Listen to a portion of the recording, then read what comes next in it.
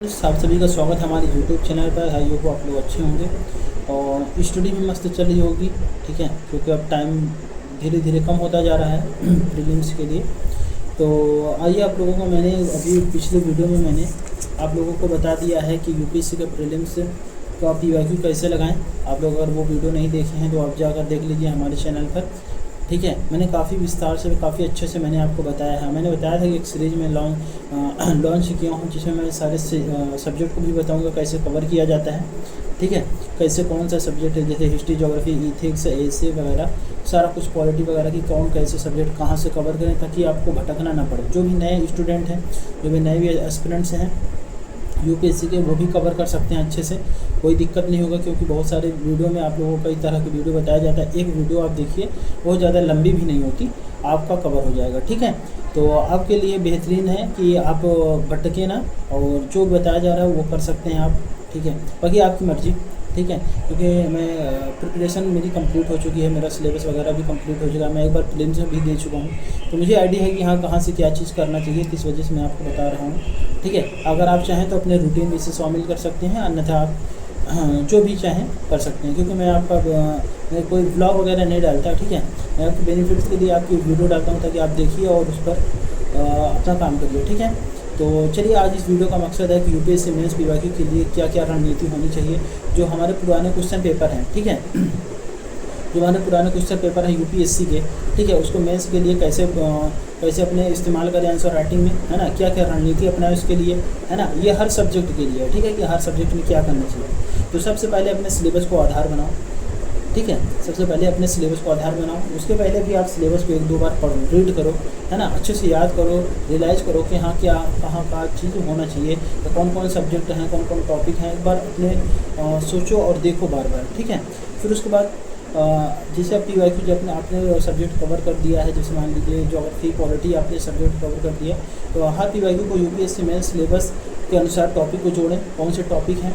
ठीक है, UPSC syllabus देखिए, सिलेबस के आधार पर देखिए कि कौन से टॉपिक हमारे यूपीएससी मेंस के सिलेबस से अटैच हो रहा है। ठीक है, फिर उसके बाद ये देखिए उस टॉपिक से कितने बार यूपीएससी प्रश्न पूछ चुका है। ठीक है, इससे आपको एक आइडिया होगा कि कितने महत्वपूर्ण हमारे टॉपिक हैं, कितने महत्वपूर्ण हमारे इस टॉपिक के खंड हैं, ताकि हमें ये पता चले कि इस टॉपिक से, इस सब्जेक्ट से कितनी बार हमारे क्वेश्चन आ रहे हैं और कौन से टॉपिक इंपॉर्टेंट है।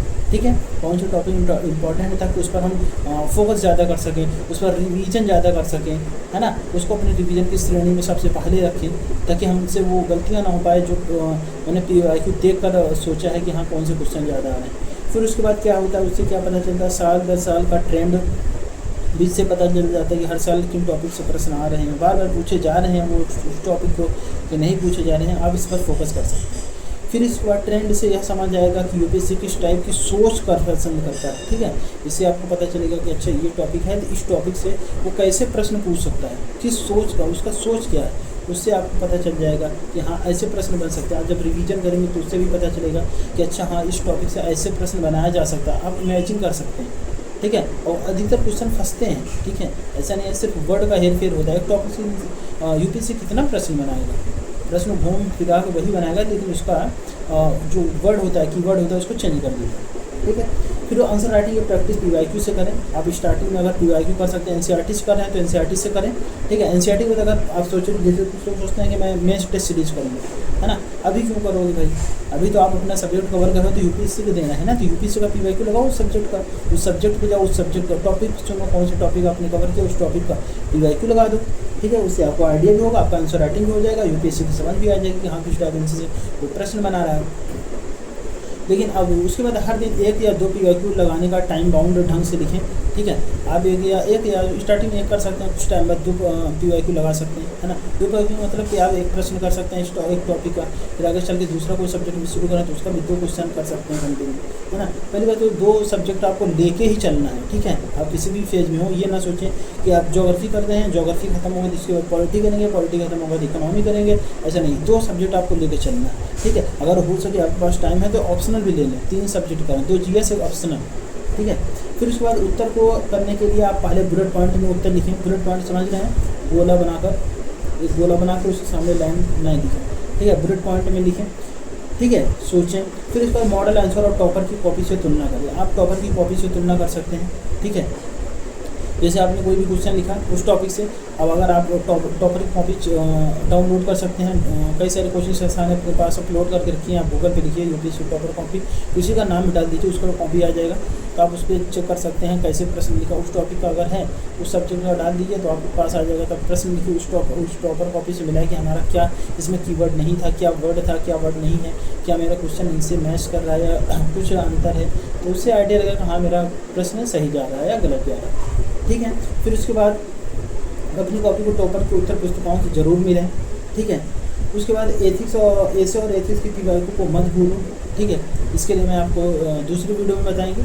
ठीक है, आप जितना हो सके पीवाईक्यू पर ध्यान दें। कोई भी टेस्ट सीरीज अभी मत दीजिए। टेस्ट सीरीज कब देना है, आप अपना कंप्लीट कर लीजिए सिलेबस, है ना। सिलेबस के साथ पीवाईक्यू लगा कंप्लीट कर लीजिए। आपको जब एग्ज़ाम देना हो पीवाईक्यू प्रीलिम्स होने के बाद आप सिर्फ टेस्ट सीरीज दीजिए, पीवाईक्यू छोड़ दीजिए, क्योंकि फिर उसके बाद आपने पीवाईक्यू बचा ही नहीं ना, पीवाईक्यू तो बचा ही नहीं ना, फिर कौन सा पीवाईक्यू करना है। और फिर दीजिए, आप जितना टेस्ट देना हो लगाना हो। वैसे भी कोचिंग संस्थान वाले अपना टेस्ट कराते रहते हैं।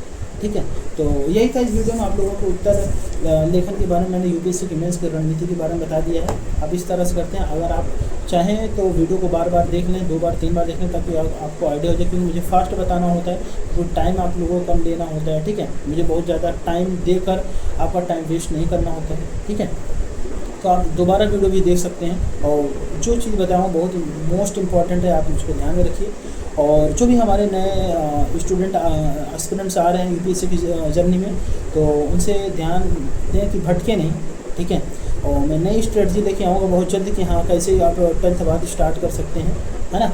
10th बाद कैसे कर सकते हैं, जो भी ग्रेजुएशन में है वो कैसे स्टार्ट कर सकते हैं, जो ग्रेजुएशन से कंप्लीट हो गया वो कैसे कर सकते हैं। ठीक है, तो हमारे चैनल पे जो भी नए हैं वो चैनल को सब्सक्राइब कर दें, अपने फ्रेंडों के साथ शेयर कर दें, और लाइक सब्सक्राइब जरूर करें। और प्यारा सा कमेंट कर दीजिए कि आपको वीडियो कैसे लगा। तो मिलते हैं नेक्स्ट वीडियो में किसी और स्ट्रेटजी के साथ, और तब तक अपना ख्याल रखें और पढ़ाई करते रहिए। जो अगला वीडियो हमारा आएगा वो ऑप्शनल पे आएगा। ठीक है, मैंने एक डायरी बना के रखा है कि क्या कैसे कवर करना था, कि आप लोगों को बताने में कोई भी पॉइंट हम मिस ना कर सकें। ठीक है, तो अब बताएंगे कि आपको कैसे वीडियो, आपको ऑप्शनल के बारे में मैं भी बताऊंगा। ठीक है, और उसके बाद तैयारी स्टार्टिंग कैसे करें, और उसके बाद कौन से सब्जेक्ट कैसे कवर करें। मेरी अब सीरीज़ चलती रहेगी। आप जो भी नए हैं चैनल को सब्सक्राइब करके रखें। मोस्ट इंपॉर्टेंट वीडियो आएगी आप लोगों के लिए, बहुत ही बेहतरीन। तब तक अपना ख्याल रखें और प्यारा सा कमेंट कर दें। Thank you so much, love you all.